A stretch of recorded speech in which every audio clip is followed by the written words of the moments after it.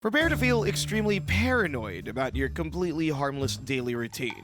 Sitting for extremely long periods. Let's kick things off with my absolute favorite activity, and statistically speaking, yours too. Doing absolutely nothing. We've spent centuries as a species perfecting the art of not moving. Turns out the most dangerous chair in history is that faux leather gamer chair you bought on Amazon. Here's the deal. Your circulatory system is a lot like a shark, or Tom Cruise's career. If it stops moving, it dies. When you sit still for extremely long periods, like say during a 14-hour binge of a Netflix show you don't even like, the blood in your legs slows down. Gravity takes over and your blood starts pooling in your calves like a bunch of unmotivated teenagers hanging out in a mall parking lot. When blood just hangs out, it gets sticky. It forms a clot. In the medical biz, they call this deep vein thrombosis, or DVT. Now, a clot in your leg is bad enough. Your calf swells up, it turns red, it hurts. It's basically your body giving you a 1-star Yelp review. But the real fun begins when that clot decides it wants to see the world. The clot breaks off and goes on a magical journey up your bloodstream. But instead of Bruce Willis landing on it with a drill to save humanity, this little clump of stagnant bodily fluid torpedoes straight into your lungs, causing a pulmonary embolism. Congratulations! Your lazy Sunday just sent a microscopic hitman to assassinate your respiratory system. I know what you're thinking, but I'm young, I play video games, I have fast reflexes. Yeah, well, there's a reason why they call it gamer's thrombosis. You're sitting there right now, hunched over like a gargoyle, watching this video while ignoring your bladder because you're in the middle of a Call of Duty match. So do me a favor, pause the video, stand up, do a little dance, shake the impending doom out of your calves, or don't. I'm not your mother. Just don't come crying to me when your legs decide to stage a lethal mutiny because you couldn't be bothered to walk to the kitchen for a glass of water. Which, ironically, brings me to our next fatal habit. Drinking too much water. Stay hydrated. It is the relentless rallying cry of every fitness influencer, life coach, and that one coworker whose entire personality revolves around their 40-ounce emotional support Stanley. We've been brainwashed into believing that H2O is a magical elixir that'll cure everything from acne to seasonal depression to a bad credit score. And look, I get it. Water is life. Dehydration is bad. But somewhere along the line, we took a biological necessity and turned it into an extreme sport. Enter the gallon-a-day challenge. People are out here chugging around plastic jugs the size of car batteries, desperately trying to drink their body weight in tap water because they read a tweet that said it flushes out toxins. But here's a fun, terrifying little fact. You could absolutely drown yourself from the inside out. It's called water intoxication, or if you want to sound smart while lecturing your gym bro roommate, hyponatremia.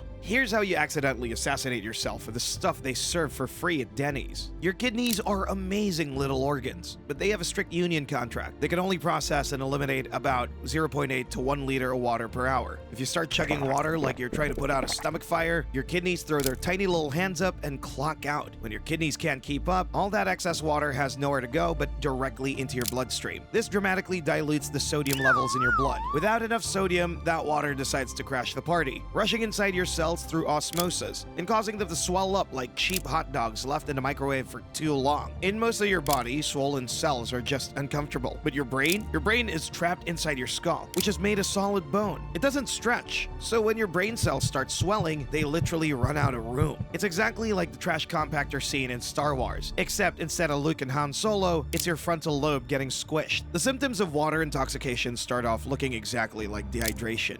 Headache, nausea, and confusion. So what do people do? They drink more water. It's a tragic, ironic feedback loop that can lead to seizures, coma, and yes, a one-way ticket to the afterlife. You wanted the glowing skin of a Kardashian, but instead, you speed ran a cosplay of deep-sea blobfish. So how about we stop treating our bodies like human aquariums? You're not Jason Momoa, and you do not need to be 99% ocean to survive a Thursday shift at the office. Drink when you're thirsty. Stop when you're not. It's almost like millions of years of evolution gave us a built-in thirst mechanism for a reason. Who knew?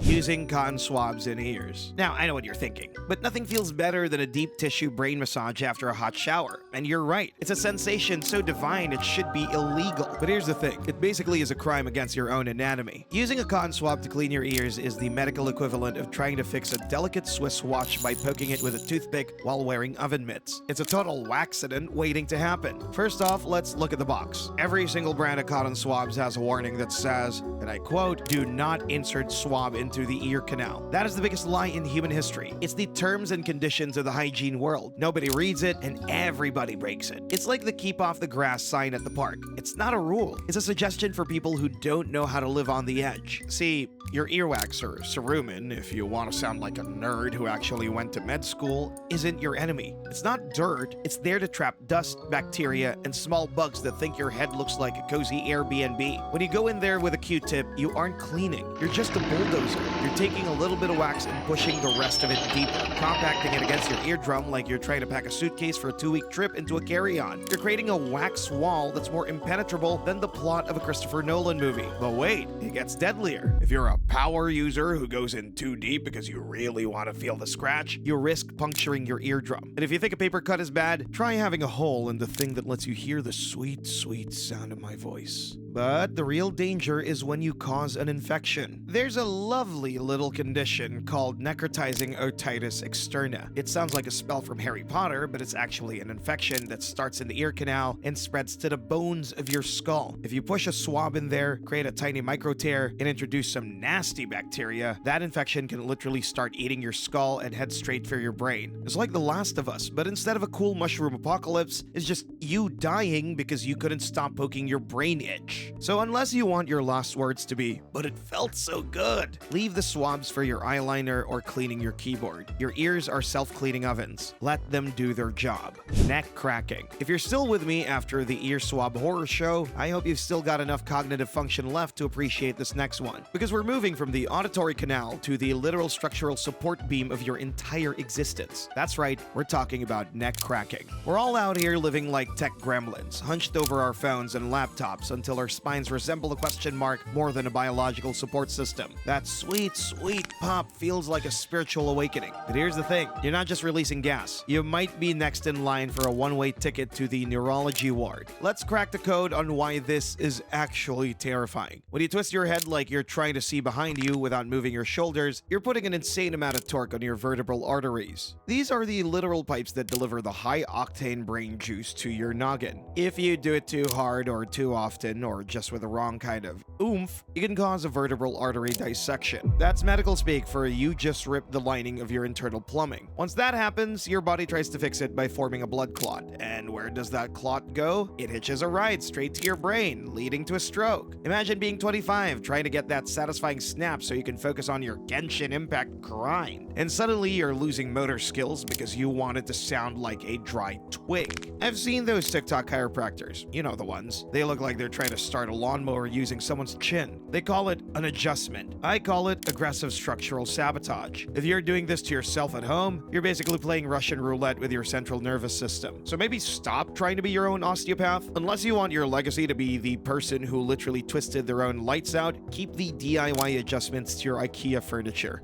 Constant hand sanitizer use. Now look, I get it. The world is a disgusting place. Overusing hand sanitizer will literally damage your skin. Some of you are out here treating Purell like it's holy water and you're an extra in The Exorcist. Here's the thing about that 99.9% of germs claim on the bottle. Have you ever stopped to think about that remaining 0.1%? In any other context, 0.1% is nothing. In the world of bacteria, that 0.1% is the elite. They're the Navy SEALs of the microbial world. They're the John Wicks of the Petri dish. By constantly dousing your hands in alcohol-based goo, you're effectively killing off all the weak, pathetic germs, the low-level grunts, and leaving behind a superpowered antibiotic-resistant master race of bacteria that can survive a nuclear winter and probably your aunt's fruitcake. You're literally rubbing yourself the wrong way. If you keep this up, you're gonna end up creating a superbug. And what's the prize for your obsession? Cracked, bleeding skin that looks like a topographical map of the Mojave Desert. When your skin cracks, you're basically opening up a VIP entrance for all those super germs you just spent 3 hours trying to murder. It's like locking your front door but leaving the garage open and putting up a sign that says, "Free TV inside, please don't step on the cat." But wait, there's more. If you're one of those people who uses it constantly, and I mean every 5 minutes, you're also risking alcohol poisoning. Yes, really. Your skin is a sponge. If you saturate it enough, that alcohol can actually seep into your bloodstream. You're basically trying to get a buzz via your cuticles. It's the least fun way to get a hangover, ever. You'll wake up with a headache and hands that feel like they've been sandpapered by a disgruntled construction worker. Excessive caffeine consumption. Before everyone comes for me yapping, I can't start my day without coffee. I'm right there with you. I don't even consider myself awake until I've had enough espresso to see the fourth dimension and talk to my dead ancestors. But there is a very thin, very jittery line between productive member of society and maniac whose heart is trying to beatbox its way out of its ribcage. We treat caffeine like it's a harmless little pick-me-up, but it's actually just a loan from the bank of energy, and the interest rates are worse than a payday loan in a back alley. When you drink that third Monster energy drink, you know, the one that tastes like battery acid and radioactive gummy bears, you aren't actually creating energy, you're just blocking the adenosine receptors in your brain that tell you you're tired. You're basically putting a piece of duct tape over the check engine light of your own biology and flooring it down the highway. And here's where things get brutal. Please laugh at my joke. If you think you've been there and done that without any consequences, think again. Excessive caffeine consumption can lead to something called caffeine toxicity. Yeah, that's a thing. We're talking heart palpitations, tremors, and a heart rate so high you'd make the Flash look like he's walking through molasses. You gotta ask yourself, is that fourth venti triple shot caramel macchiato really worth it? It's a lot of trouble for one person to handle. If you overdo it, your heart starts doing a drum solo like it's Miles Teller from the movie Whiplash. And suddenly, you're not just energetic, you're experiencing a medical emergency. Next on the list, taking too many vitamins, or as I like to call it, the supplement at damage. Now look, I get it. We've been lied to since we were kids. Popeye shoved spinach down his throat to get swole, and Flintstones gummies were basically the gateway drug for every millennial. We've been conditioned to believe that vitamins are the magical little health orbs that can do no wrong. But here's your tea. Your body is actually very picky. It has a strict one in, one out policy for certain nutrients. Let's talk about vitamin A. It's great for your eyes, right? Sure.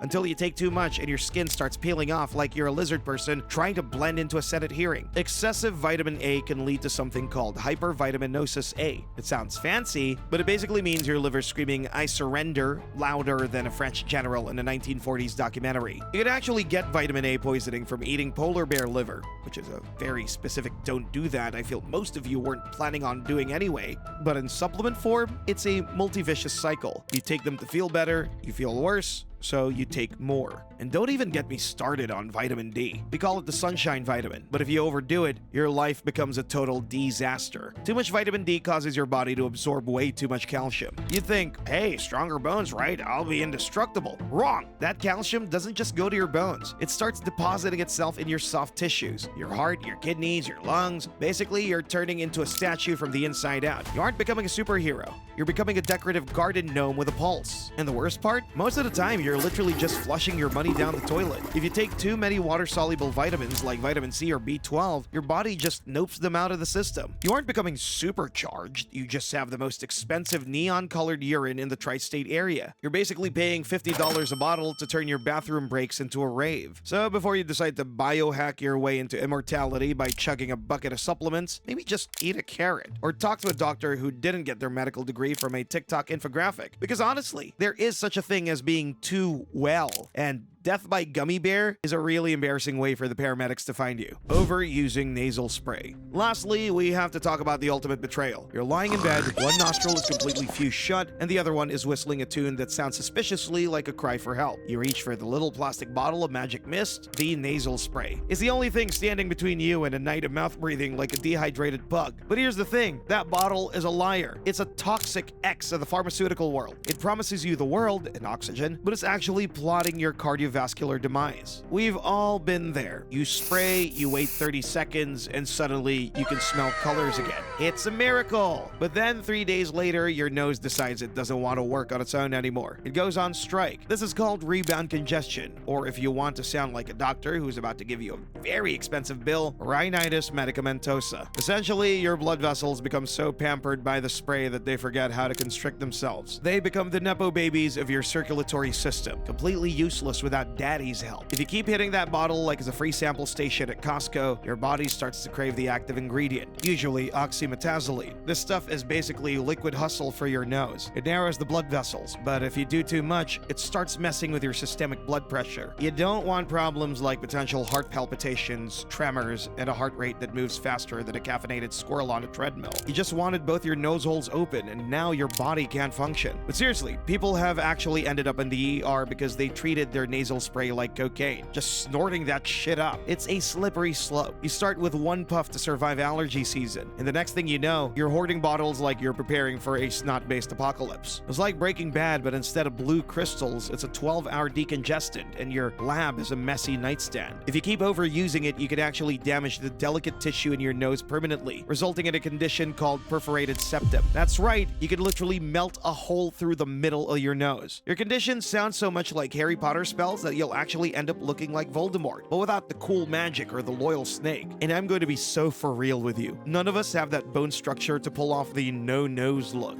You're not Ralph Fiennes. So before you take that 5th hit of the day, remember, the nose knows when it's being played. If you've been using it for more than 3 days, you're not treating a cold anymore. You're just funding the nasal spray industry's holiday party. Put the bottle down, embrace the steam of a hot shower, and pray to the gods of sinus relief that your nostrils forgive your betrayal.